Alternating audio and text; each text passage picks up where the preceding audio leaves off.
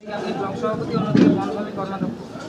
সেখানে দাঁড়িয়ে বিধায়কের যে নির্বাচন, উপনির্বাচন, সেখানেও আপনার প্রার্থী তালিকায় নাম কি বলবেন? ধন্যবাদ জানাই আমাদের দলের সুপ্রিমো মমতা ব্যানার্জিকে এবং আমাদের সেনাপতি অভিষেক ব্যানার্জিকে এবং দলের সর্বস্তরের নেতা নেত্রী এবং কর্মীদেরকে যে আমার উপরে আস্থা রেখেছেন এবং দলের যে গুরু দায়িত্ব এই মাঠে লড়াইয়ের ৬২ নম্বর ভংলা বিধানসভার উপনির্বাচনের দায়িত্ব আমাকে ন্যস্ত করা হয়েছে। আমরা সবাই মিলে একসঙ্গে একযোগে হাতে হাত মিলিয়ে কাঁধে কাঁধ মিলিয়ে আমাদের দুটো ব্লক আছে ভংলা বিধানসভার, এখানে সমস্ত অঞ্চল ব্লক নেতৃত্ব সমস্ত ফ্রন্টাল অর্গানাইজেশন থেকে শুরু করে সবাইকে নিয়ে আমরা একসঙ্গে একযোগে মাঠে নেমে আমরা লড়াইটা করব। এই যে ভগবানগোলা যেখানে বারংবার ইস্যু উঠেছিল যে দমকল এবং বলা যায় যে কলেজ, সেক্ষেত্রে কার্যত আমরা দেখেছি বারংবার এখানে অগ্নিকাণ্ডের ঘটনা ঘটে। আপনার কি দাবি থাকবে?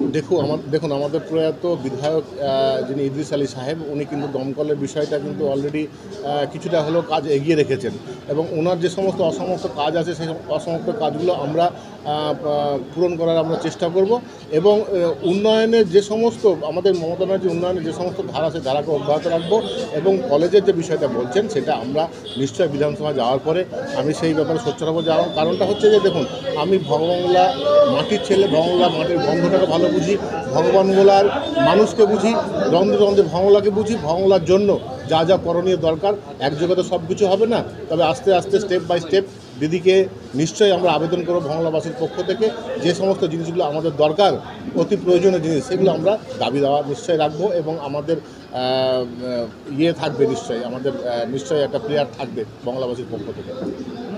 মূলত আপনি কি বার্তা নিয়ে মানুষের কাছে ভোট চাইতে যাবেন বা কি আপনার থাকবে? দেখুন, বার্তা তো দেওয়ার কিছু নেই, যে উন্নয়নের যে ধারা চলছে, যে সমস্ত প্রকল্পগুলো আছে, আজকে দেখুন ১০০ দিনের কাজের যে প্রকল্প, আমাদের যে টাকাগুলো আটকে রেখেছিল মোদী সরকার অন্যায়ভাবে, যুক্তরাষ্ট্রীয় পরিকাঠামোয় যেটা একটা অসাংবিধানিক একটা প্রক্রিয়া, সেই অসাংবিধানিক প্রক্রিয়াটাকে তবুও কিন্তু দিদি এবং আমাদের সেনাপতি অভিষেক ব্যানার্জি যৌথ প্রয়াসে এবং তাদের একান্ত প্রচেষ্টায়, যেভাবে তাদের নিজের প্রচেষ্টায় রাজ্যের ভাড়ার থেকে যেভাবে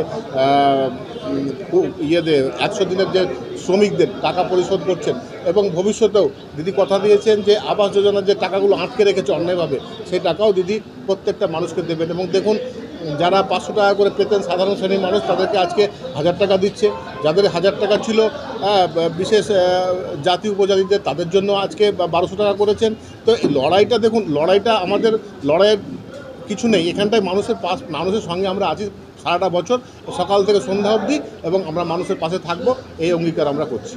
জয়ের বিষয়ে কতটা নিশ্চিত? একদিকে তো লোকসভা কেন্দ্রে মোহাম্মদ সেলিম প্রার্থী আছে বিরোধী হিসেবে, অন্যদিকে এখানে কংগ্রেসের প্রার্থী হওয়ার সম্ভাবনা যেটা শোনা যাচ্ছে, সেক্ষেত্রে তাদের জোট প্রার্থী, আপনি তৃণমূল প্রার্থী, কতটা লড়াইয়ের চান্স থাকতে পারে এবং জেতার সম্ভাবনা কতটা? জেতার জন্য আমরা লোকসভা এবং বিধানসভা দুটোতেই আমরা 100% নিশ্চিত, কারণ সেলিম ডালিম যেই হন না কেন, দেখুন ওনারা আজকে প্রার্থী হয়েছেন, কিন্তু ভাঙলার মাটিকে উনি কি চেনেন? মুসলার মাটিকে কতটুকু চেনেন? সেই জায়গাটায় দাঁড়িয়ে আমরা বলবো একটা কথা, যে এইখানে ভগবানগুলোর যে আমাদের যে সংগঠন, আমরা যেভাবে সংগঠিত হয়ে আছি, ঠিক আছে, এবং আজকের দিনে গোটা মুর্শিদাবাদে 3টে লোকসভায় আমরা কিন্তু স্বতঃস্ফূর্তভাবে বিনা প্রতিদ্বন্দ্বিতায় আমরা জিতব।